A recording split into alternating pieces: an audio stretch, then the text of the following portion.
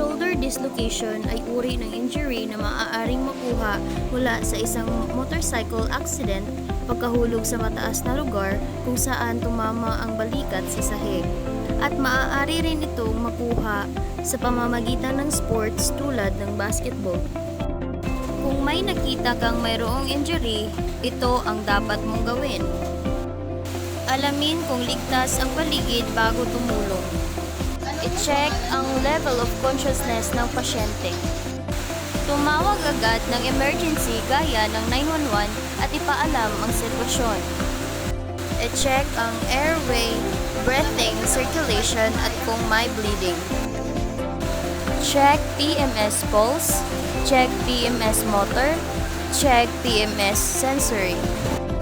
Capillary refill.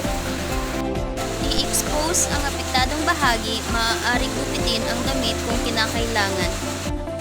I-immobilize ang apektadong bahagi sa pamamagitan ng sling and squat.